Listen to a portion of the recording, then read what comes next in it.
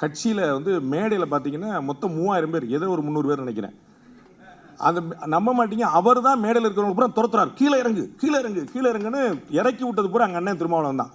அவர் தான் இன்னொரு சந்தர்ப்பத்தை சொல்லியிருக்கிறாரு, இந்த ஆர்எஸ்எஸ் காரங்க என்னைக்காவது மைக்கு முன்னாடி பார்த்துருக்கியா?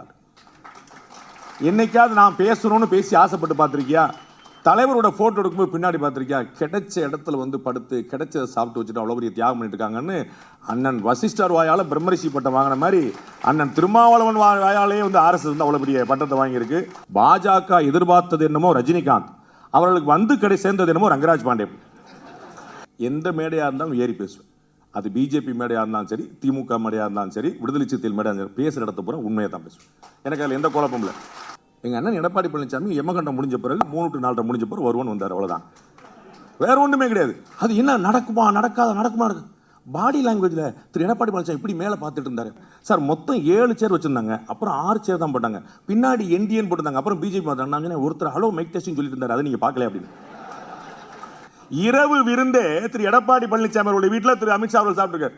ஆனால் இவங்க வந்து எப்படி நாங்கள் நீங்கள் பதறாதீங்க, நீங்கள் பதர் நின்று நடந்துருங்க அப்படின்னு. ஐயோ அப்படின்னு அவர் இதற்கு முன்னாடி சொன்னார், சார் கூட்டணி அமைய பங்குனி உத்திர தன்னைக்கு நல்ல முகூர்த்த தன்னைக்கு நடக்க போது பார்த்துட்டே இருக்கும். நடந்துருச்சு.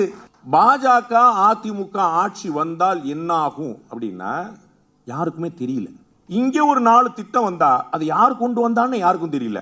அது பாஜக காரங்க இது நாங்கள் கொண்டு வந்த திட்டம் சொல்றதுக்கு முன்னாடி ஏற்கனவே ஒரு ஸ்டிக்கர் அங்கே இருக்குது.